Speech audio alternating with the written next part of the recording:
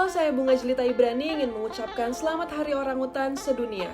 Setelah saya mempelajari pengetahuan mengenai orangutan, disitulah saya sadar bahwa orangutan adalah segalanya bagi saya, bahkan bagi seluruh manusia yang ada di muka bumi ini.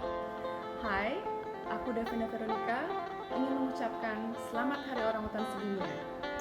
Selamat Hari Orangutan Internasional. Selamat Hari Orangutan Sedunia. Selamat Hari Orangutan Internasional. Selamat Hari Orangutan Sedunia. Hi everyone, up next we will have Orangutan Talk on the front line of orangutan conservation with the BOSS Foundation team. So stay tuned. Nah, selanjutnya kita akan ada acara Orangutan Talk on the front line of orangutan conservation bersama teman-teman dari BOSS Foundation. Saksikan terus ya.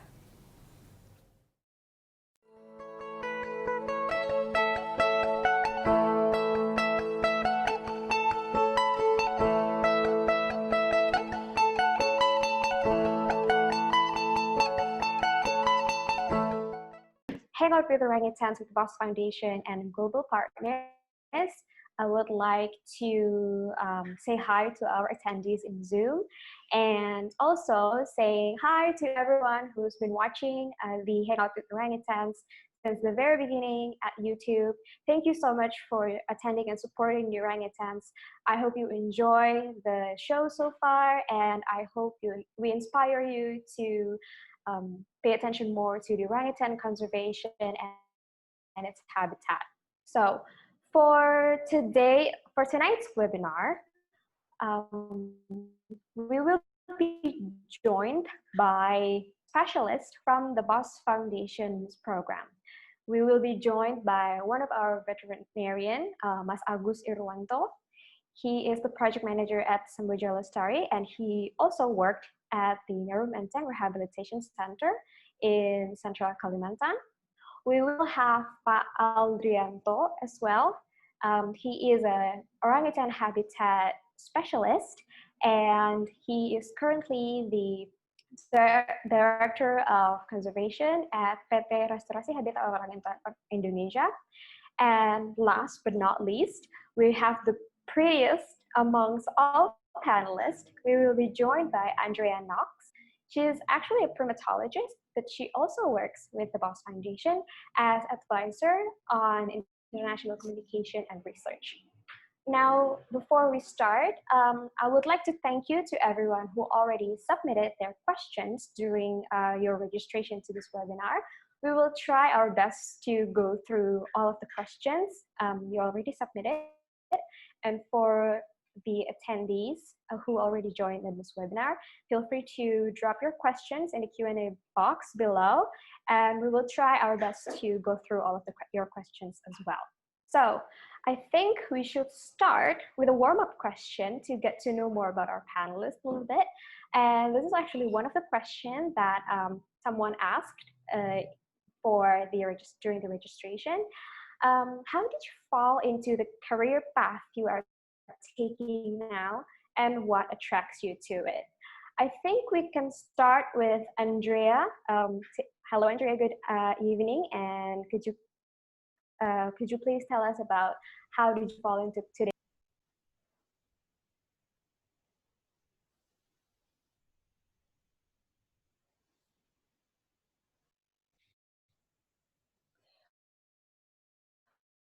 Hi, Nia. Thank you for introducing me and hosting this session this evening. That's a big question. I've been interested in actual animal behavior and conservation centers when I was really little in Southern California.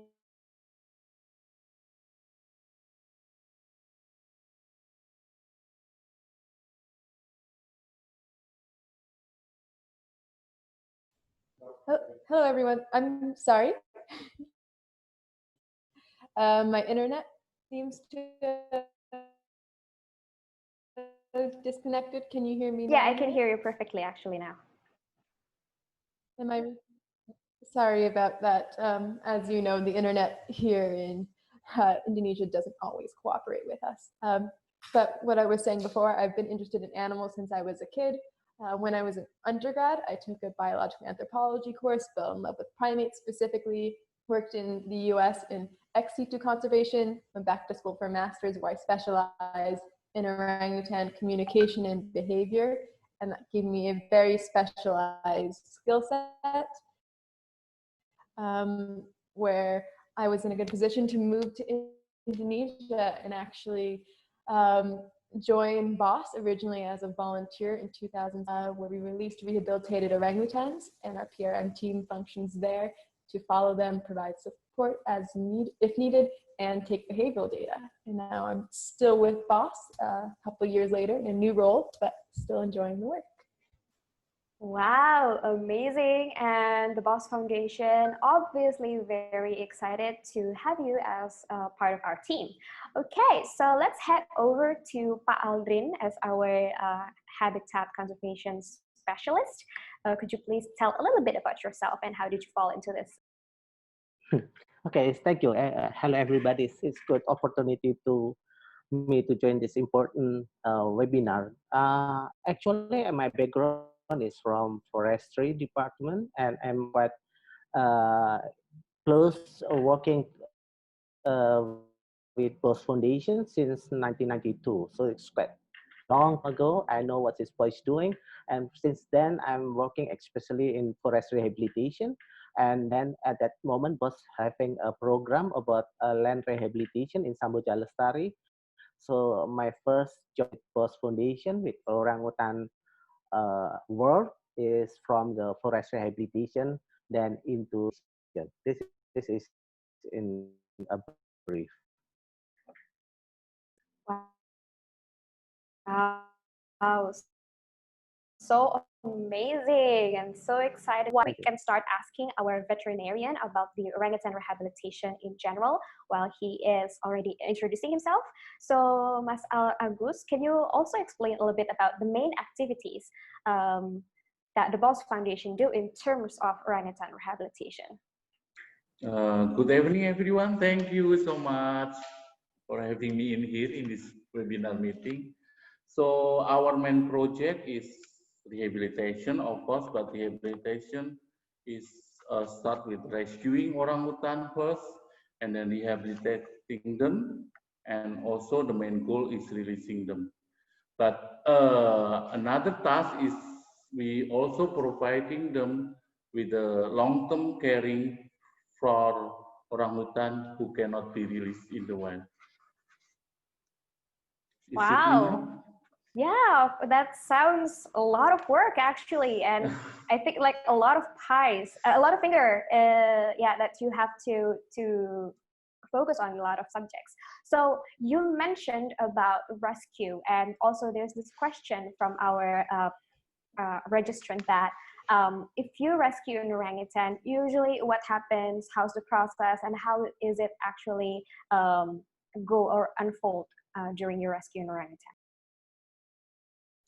Okay, so for rescuing orangutan, all orangutan have a what we call terrible traumatized because they separated from the mother in very young ages, and then some orangutan has terrible condition. So when we are rescuing orangutan, we will consider how old is him or she.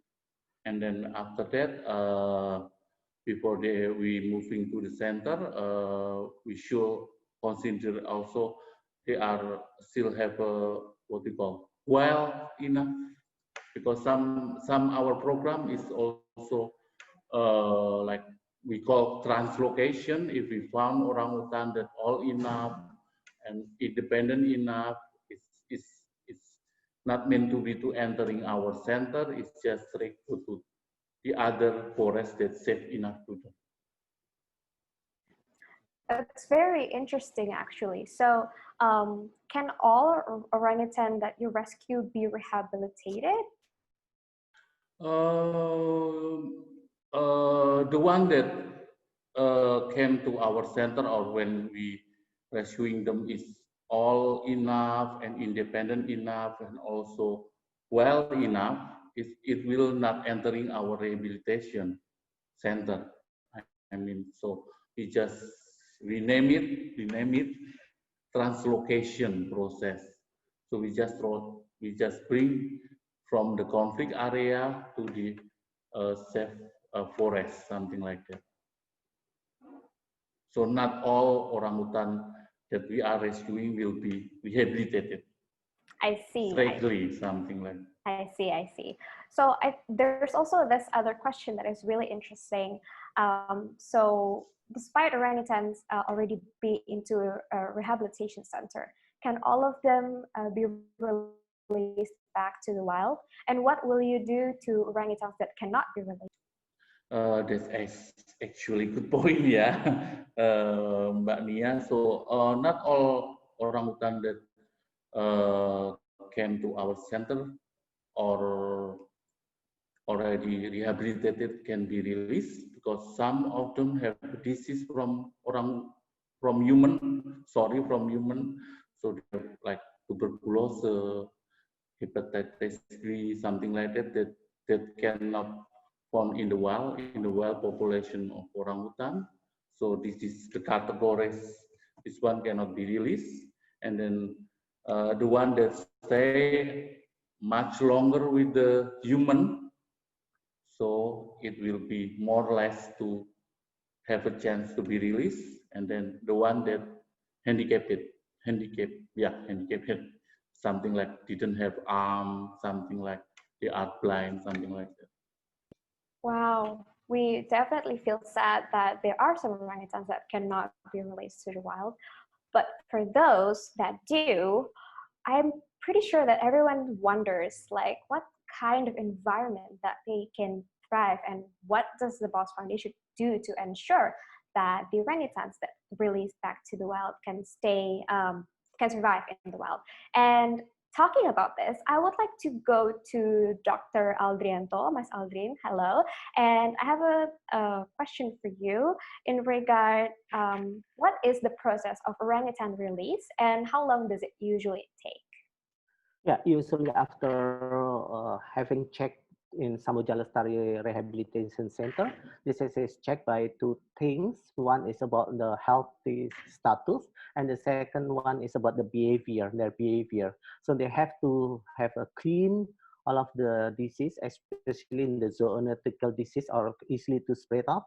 And the second one about the behavior. So they are ready to be released into the forest, into the new environment. So we do expect that they can go survive easily or better in the forest. After having checked, of course, we have to also make a coordination with the forestry unit in the, or we call in Bahasa Indonesia is BKSDA, especially in East Kalimantan, we have East Kalimantan, but I do believe in each region have the forestry unit. So we make a coordination to the government, and then we transported the orangutan into the release point. So this is depends on the how long it's the distance between the rehabilitation center into the release area. Of course, we have to check the orangutan regularly, every 2 hours, for instance, to check whether the orangutan is okay and they are not, enough drink or food. Yeah, we quite sure make sure that the animal welfare is also in our consideration. And during the transportation, this is a lot of experience that we have. Sometimes we use the car, sometimes we use through the river, even though we have to carry on by the human, this orangutan, or I mean that we in the cage, in the cages, of course, into the release point. Then we release them. This is the duration can be 1 day until 2 days. It depends how difficult the situation and how far the access or the distance. So this is the brief process. But after the release, the work is not finished. Of course, we have to monitor them to make sure that they are being monitored, they are well adapt with the new environment. This is a whole story of the releasing. Wow, that is a lot of work actually to do to release an orangutan. Wow, that is crazy. And we're so lucky to have the BOSS Foundation doing all of this. And thank you so much for all panelists to have really good experience in doing this. So I wonder, when you release an orangutan to the wild, what kind of forest that's usually ideal for them to survive in? Wow, it's about the ideal is a range, but we have to consider about one. If we release the orangutan into this area, we make sure that the number of the white orangutan is below 0.1 individual per kilometer square. In why? Because we don't want to introduce the new orangutan into the population of another wild orangutan. So this is will make them conflict.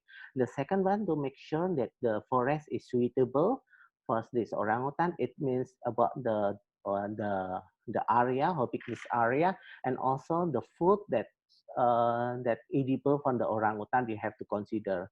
This is related with carrying capacity, whether the how much or how many orangutan can be released into this area, because we don't want to release the orangutan in the area which is quite small.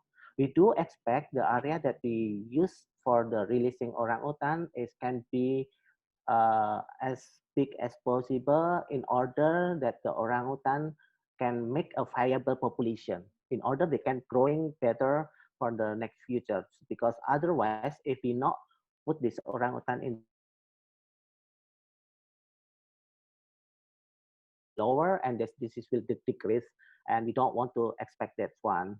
The second one is about we need to make sure that security is exists. It means that there is no illegal activity, for instance. We also to make sure all of the patrol is properly adapted in this area. So this is some requirement that we have the forest. Of course, we do expect that the legal standing of this land is quite clear. Who own this forest or land? Otherwise, will create another problem in the future. This is some and about the orangutan, just adding information. They even though they can survive until 1,500 meter above sea level, but the preference of living is below 500 meter above sea level. So if we provide them this kind of environmental, we do expect this is sweet for the orangutan. Is it? Wow, that is a lot of work to ensure that the orangutans have a home after they're released back to the wild. And I can only imagine the work that the BOSS Foundation has to do in terms of maintaining and conserving the habitat of the orangutans. So what are the benefits that the orangutan habitat conservation brings, not only to the orangutans, but to the people that probably lives in the area of orangutan where you release an orangutan? Yeah, it's better if we're dealing with someone or with some people, not dealing when they are hunger. So this will create a problem. So to make people that they are quite satisfied enough, but sometimes they just see a forest as a standing of the tree. They don't account it the intrinsic value of the forest. For instance, providing the water, providing the good oxygen, etc. But the local people, they can utilize the forest, even though this is for orangutan release area. They can utilize non-timber forest product, like for instance the rattan, for instance the honey, for instance other resources from the forest, medicine, for instance. They can utilize this for their benefit. For the local people, they also can use as a job opportunity, for instance, even though in case of RHOI, it's not that so easy, because now people thinking over and over to staying in the forest for such a certain period. So this is we have to consider when with the local people. And of course, we also trying to make a community development program in the local community in order to increase their income or increase their knowledge or increase their education as well as the health status. Wow, it is a lot of work to ensure the stability of the orangutans population, to make sure that they survive, to make sure that they have a home. It's a lot of work, and we hope that this inspires all of us to be more conscious about our daily life and to support the orangutan habitat and its orangutan conservation. And thank you so much for Aldrin for sharing. You're welcome. Thank you. I would like to go over to our previous panelists now, Ms. Andrea. As Aldrin mentioned before, after you release an orangutan, the work is not done. There are people who will go and stay in the forest and follow the orangutans to ensure that they adapt well in the new surrounding area. So Andrea has an experience as part in the post-release monitoring, and could you please explain a little bit what you do in the post-release monitoring activity?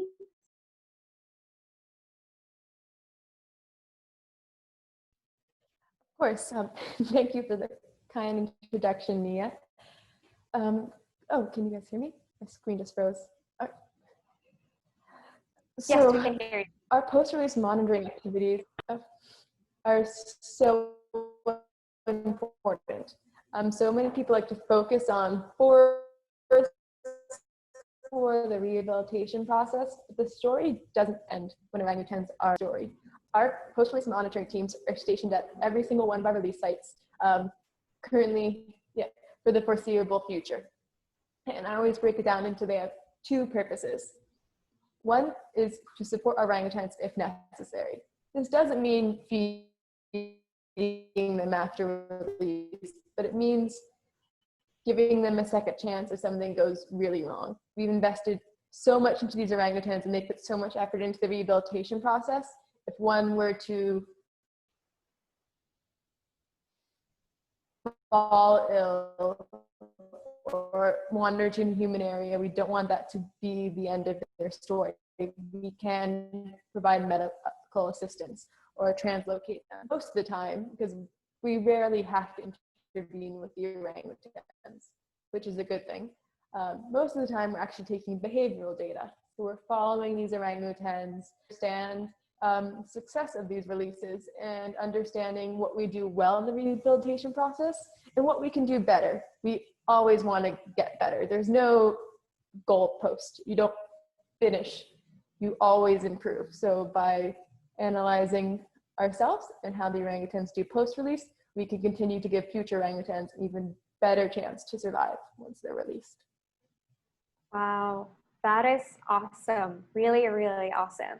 So usually, how long does the team have to stay in the forest and follow an orangutan to collect those data?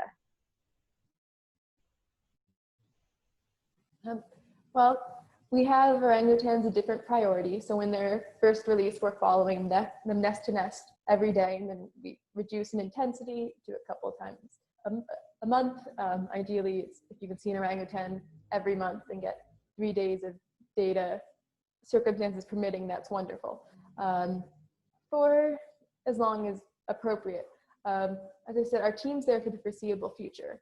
You haven't guessed, I am not originally from Borneo, but I am an exception. Our post-release monitoring teams are almost made up entirely of local men from these villages that are near our release sites. So not only do we bring a job opportunity that wouldn't otherwise be there, but we get to engage with these people in the area, the people who these releases are impacting, and help grow their understanding of orangutans. And yeah, they live out there. So there's no villages at our release sites. They're still a couple hours away, but these technicians grew up in the area. They grew up going into these forests. They know it like the back of their hand. So yeah, there's no timestamp. They don't just stay up for a week and leave. Wow, so they actually can stay for quite a long time in the forest. That's really cool, actually. But do you remember during your 100%. time in Batika, what's your biggest challenge? Yeah, what's your biggest challenge when you were doing post-release monitoring activities with them? So when people think of living in the forest, I always think the first thing that probably comes to mind that they don't like would be leeches or only eating rice for a week or, you know, long sweaty days. But for me, none of those things are what I consider the biggest challenge. As a researcher, you want to control as much as possible, especially in extreme conditions like that. You know, you want to make plans and have plans for those plans and contingencies, be prepared for anything. But I am telling you, you are never fully in control. You're always at the mercy of the forest. It's a wild location. You put in as much effort as you can into planning, but yeah, it's anything could happen. I've had amazing moments where I've found a brand new mother still in that birthing nest with a baby orangutan at most days old, and then a storm rolls in that turns the skies black and the trees sideways, and you have no choice to leave. Or I've been quite literally in the middle of translocating an orangutan, as in have an orangutan in a cage that we're carrying to a new location, and we got attacked by a swarm of bees, like the sort of bees you see in cartoons, zipping around you, stinging you dozens and dozens of times. And there's nothing you could do to prepare for that or prevent that. And there's so many stories like this that you just always remember when you are not in a laboratory, you're not in a city, you are in the forest, you're in the home of these animals and creatures, you're the guest there, and you need to be aware and I guess respect that and be prepared for anything. Roll with the punches. Wow, it truly is a one in a lifetime opportunity to have that kind of experience, and I'm pretty sure everyone's jealous about this, but that is a really inspiring story as well, Andrea. Thank you so much for sharing. I do have a last question for you. You mentioned about orangutan nest. So I imagine that they stay up high in the tree, right? But how do you spot an orangutan nest from the ground?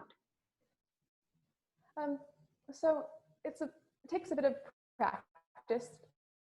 A lot of people, I guess, this is anyone, the first time you look at a forest, you know, you just see a lot of trees, a lot of greens, reds, and browns, and it all kind of looks the same. But you'd be surprised by how quickly, when you're there all the time looking at it, how you notice differences, and you could tell the smallest changes in the environment. And so orangutan nests, orangutans make them by bending and snapping branches into one another and kind of interweaving these branches, and it makes it hard to describe the sort of lattice work above you.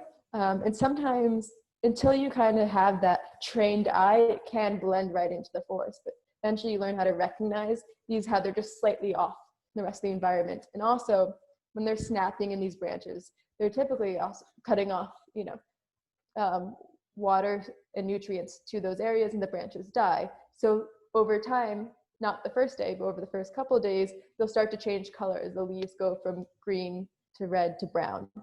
So you can even tell the age of the nest by the coloring, which is important too. And that also helps it stick out a little bit more. So these are just a couple things, but it's hard to put into words. It kind of just takes practice. Wow, that's very interesting.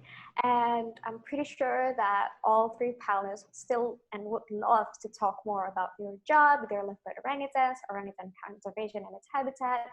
But we do have a time limit, and we would like to answer some of your questions that you already submitted. We have a lot of questions. Thank you so much again for everyone who is submitting their questions. So I will read one of the questions here, and I think this is best answered by Pak Aldrin. We have a question here from Kevin from Indonesia, and the question is, what can ordinary people do to help preserve forest ecosystem? Okay, actually you can do or help any in the nature wherever you are. I mean that there are gadget, for instance, make use of the gadget to spread off all of the energy that to serve to conserve the forest and also the orangutan. And there is a lot of, because the orangutan is only the big apes in Asia, only in Indonesia is 90%. We have to proud of this kind of creature. So if not, we are proud of this orangutan, who else? So this is good opportunity that the young generation is interested in this conservation area, and is also can spread up the using the social media, spread up, or you can also helping some organization that related, or you just have a good living or environmentally friendly living. This is also the helping the orangutan, because it is in direct is helping, not what is ruining the forest where the orangutan is live. So this is you can do, even though you are a photographer, even though you are any job or any talent that you have, you can use it. This is Wow. That is very well said. Thank you so much, Aldrin. It does inspire us to do more to help the BOSS Foundation and to help orangutan conservation and its habitat. So next, we have a question that I think is best suited to be answered by Mas Agus. We have a question from Faye from Indonesia.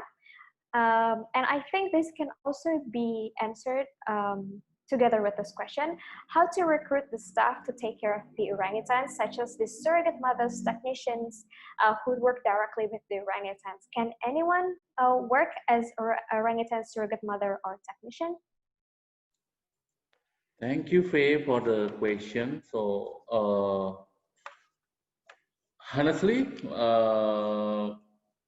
the opportunity is what we call, is quite open to all the people that want to be helping the orangutan conservation. But for technician or the babysitter, we prefer to choose the one that what we call in our community, because it will bring what we call a good impact to them. So they know that they realize that the orangutan is part of their life. The orangutan is what we call have a beneficial for their life. So they don't cut the tree, for example, because they protect the orangutan, for example, But the opportunity, is open for all the people out there, but we prefer using the local people in here.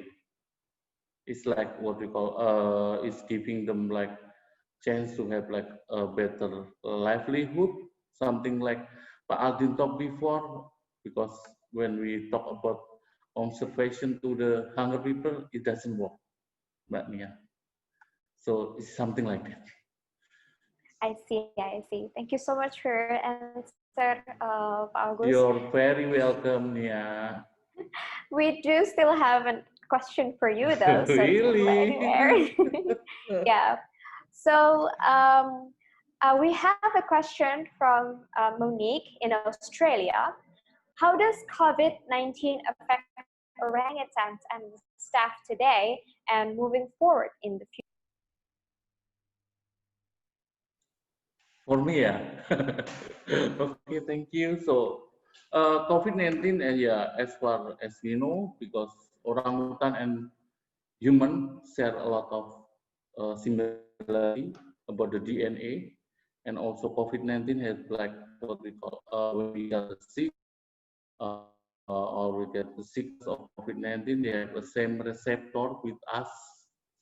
The orangutan have the same receptor to the virus, to the coronavirus, so it will be have highly chances to get also the coronavirus. And for the impact, because as a veterinarian also we have a lot what we call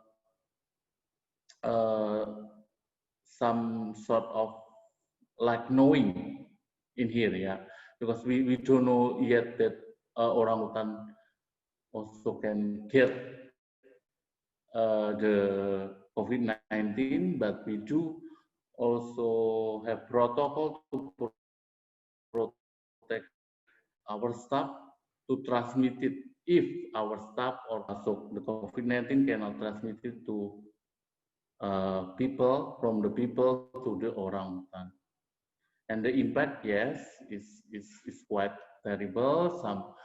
Some what we call some, even though the prices for APD we call like face mask, something like medical staff medication is quite high. No, it's pretty pretty high, expensive during the COVID-19. Wow, it's glad to hear that the Boss Foundation is doing everything they can to ensure the health, not only the staff, but also the orangutan. Thank you so much for your answer, Mas Agus. Thank you, very welcome. Thank you. And I think I would like to give this next question to Andrea. This is a question from Benjamin in Singapore. What's the least known fact about an orangutan?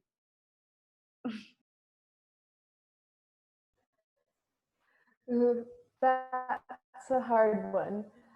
I feel like there's a lot. I feel like they're very misunderstood animals. Because of all the apes, they're the hardest to study. They live in very dense rainforests. They're hard to get to. They're the only ape that has a semi-solitary lifestyle, so they don't live in groups. There's so much we don't understand about orangutans. My personal favorite that I think is a cool little tidbit that I didn't know until I started working with orangutans is, bear with me here, is that you can tell by looking most of the time when an orangutan is pregnant. It's not just because they have a big belly. They actually always have what looks like a larger belly than humans because their intestinal tract is different and elongated to help them digest different foods in the forest and different vegetation. And it can become a little bit enlarged as well, but it's hard to tell the difference. But they actually have swelling further down that varies by individual, but it's really cool when you're out, especially in the forest, working with wild orangutans. And the ultimate goal here is propagation of the population, right? We want to see these orangutans we release have children and establish a new population. And then while these orangutans are rehabilitated, their children will be wild, and this forest will have a self-sustaining population. When you go into the forest and you see an orangutan with signs of potential pregnancy, it's an overwhelming feeling of excitement and joy and also success, because that's really what we're looking for. Yes, that's my fun fact. They can physically see when an orangutan is pregnant, and I feel like a lot of people don't know that. I see. I think that's quite interesting, actually. And I think we have a question here in the question and answer box. How to catch poachers? Is there an invisible camera in the forest? And are there any signs of poachers? And I think this is best answered by Pak Aldrin. Could you please take this question away, Pak Aldrin? Okay. Yes. Even though you have a camera, this is just prevent in the once or two times. But better you do a preventive one before diseases happen. So the preventive approaches is more more useful, that the people are aware why exposure is not allowed in the forest area where the orangutan is there. If we also have to distinguish what is the purpose of the purchase, because we have to distinguish if the local people is to consume from themselves, for instance, from the family. So we have to consider what kind of activity to prevent it. If, for instance, we're trying to develop some farming in their villages, for instance, to prevent that they are utilize the forest unsustainably. because the poachers, if for instance the poacher is doing illegally, because usually this is depend on the market. So we are also aware about the market need, and if it's not possible, we asking the by law this should be happen. So the people have to know if you are make illegal activity, and there is consequences of this illegal activity. Otherwise, people not learning. If you doing illegally and you just keeping on ongoing, so this is will happen and again. This is might be the answer. Wow, actually, that's very well said. That prevention is basically the best thing for preventing further damage, not only to the orangutan population, but also for the orangutan's habitat. Okay, we do still have several questions, and I'm pretty sure everyone's also wondering, and I'm actually quite surprised that some people don't know the answer about this question. And I think this is best answered by Mas Agus. So could you please explain to us, what do orangutan usually eat? Okay, thank you, Nia. So orangutan, we call it frugivore. It means almost 90% they eat fruit, and then the rest is they eat young leaf, shoots, and also insect, something like that, yeah. But for in the both foundation also have consideration, because the research that they call frugivore or 90% they eat fruit is based on well population. So in post foundation, as far as you know, that all the fruit that we can provide it is from, we call it cultivated fruit that hide a lot of sugar content. And in the well, they eat fruit, but mostly with high fiber. So in post foundation, we have a protocol for nutrition also. So so the menu, the diet for daily diet of orangutan is consists 50% of fruit, cultivated fruit, and 50% of veggies. So it's make a balancing nutrient for them. Wow, so very strict diet, quite interesting actually. Thank you so much for that answer, Mas Agus. Thank you. And I think we could go to the next question. We also have a question from Shafa in Indonesia, and I think this question is best answered by Andrea. She asked, what can young people do to save orangutan in this pandemic situation? Thanks for the good question. That's another long answer. It's frustrating. There's, I think, a lot of the same things we always say beforehand still apply. And I always like to promote lifestyle changes, because not everyone can dedicate their lives to orangutans. Not everyone can donate. If you can, that's great. But if you can't, you can still make a difference in what you do on the day-to-day. A lot of things that are generally eco-friendly are good for orangutans as well. You know, reducing waste, reducing energy usage, and then also what you purchase. I always say, I know it's a worn out phrase, but every dollar is a vote. Hot topic word you hear all the time with orangutans is palm oil. And there's nothing inherently wrong with oil. It's not some evil oil that comes out of the ground.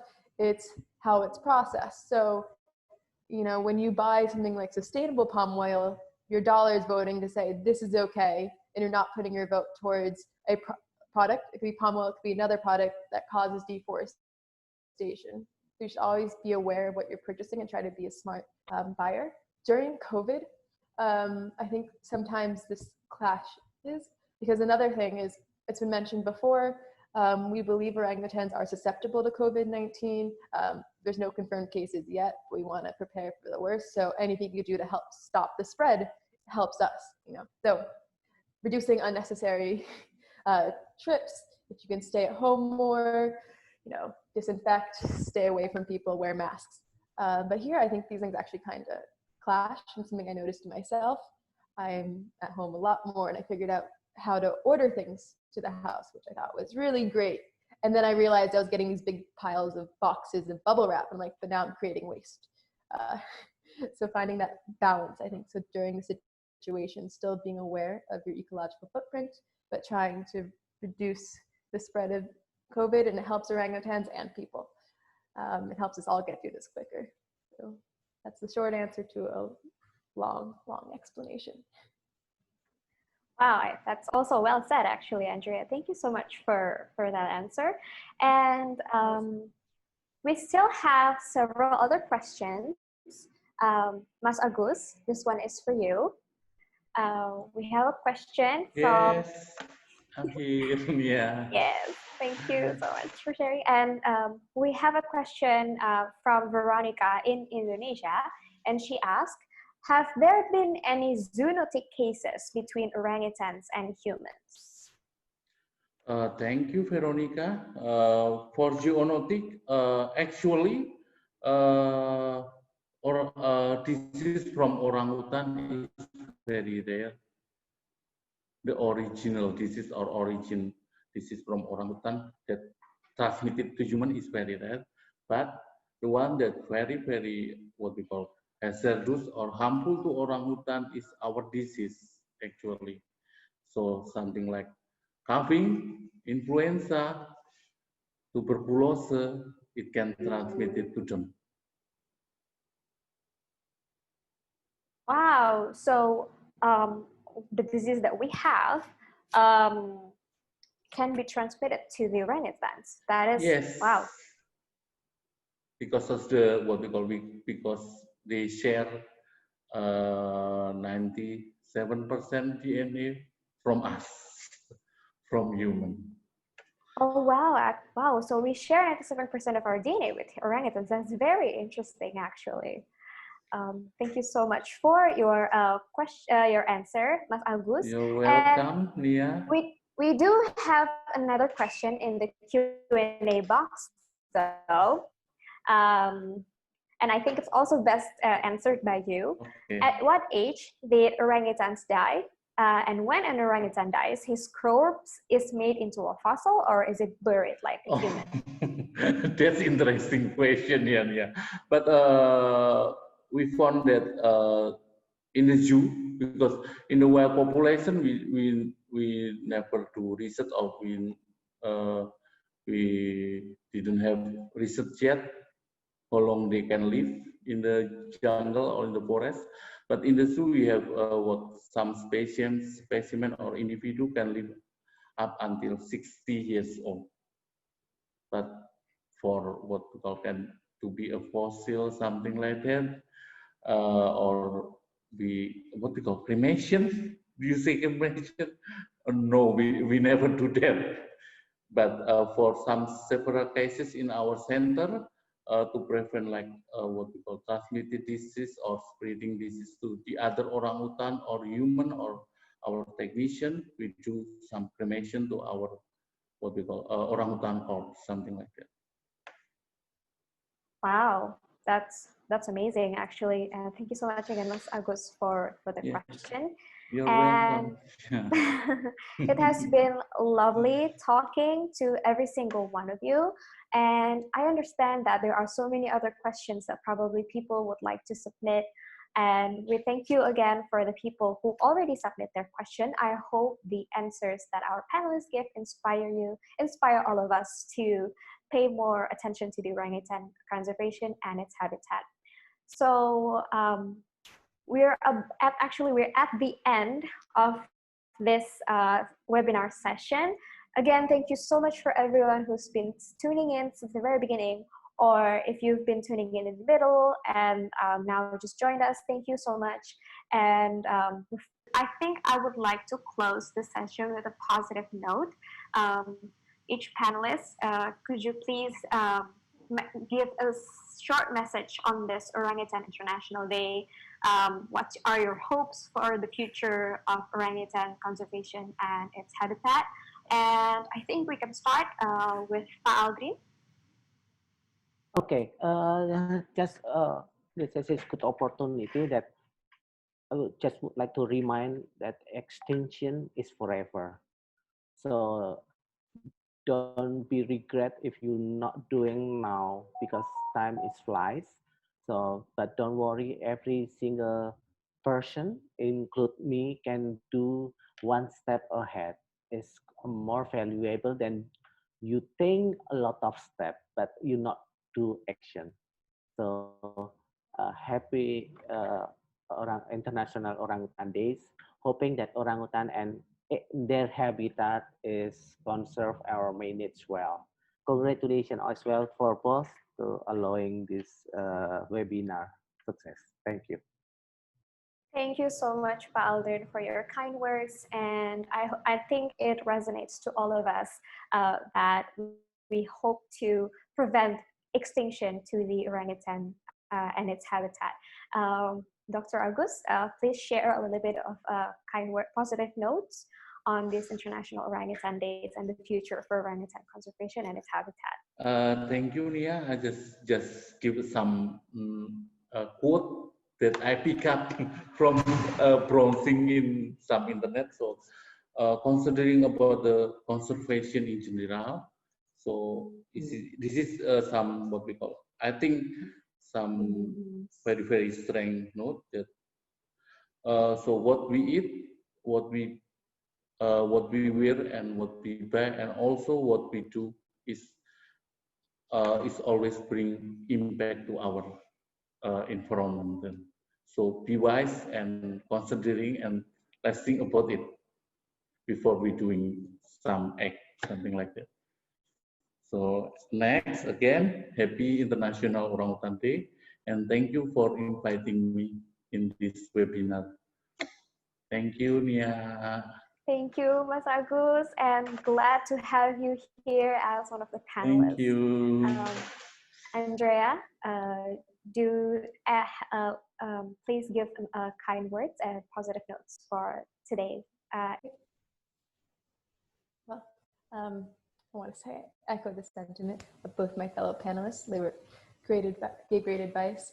I just want to say that being positive, you have to acknowledge, I guess today a lot of people kind of feel hopeless in a way with how the world is. There's a lot going on top of the fact there's a global pandemic. And to say there's a lot of issues that are currently coming to a head around the world is an understatement. But at the same time, we are more globalized and interconnected than ever before. Even though seeing all these problems with both orangutan conservation and other issues around the world can be disheartening, I'm also given hope every time I see how much people can do for it. Everyone has a voice these days. No one has to stay silent on an issue. We all can do something. And if you feel like, oh, I'm just one person, but if everyone does something, if everyone says something, you really can make meaningful change. And we're seeing this around the world with different issues. And we can extrapolate this to conservation of orangutans, conservation of wild habitats around the world and other species. Orangutans are resilient, and so are people. So if we come together, we really can build a future where orangutans are still in it, because I don't think any of us here want a future where our grandchildren, even children, don't have orangutans. So that's it. And yeah, thank you for having me. Thank you to everyone who joined. It's because there's people like you still supporting this that orangutans still have a chance. So thanks. Thank you, Andrea, for your inspiring word. And that is a wrap on the fourth and the last webinar for today. Thank you again so much for everyone who attended from the very beginning and who submitted your question. Thank you to all of our panelists. You guys are awesome and you have inspired us to contribute more to the orangutan conservation and its habitat. But don't go anywhere because we still have a lot of goodies for you to enjoy. And yeah, thank you so much again, everyone, for coming in. And let's enjoy the rest of the Hangout with Orangutans with the Boss Foundation and global partners. See you next time, guys. See you. Thank you See you. for Thank everybody. you.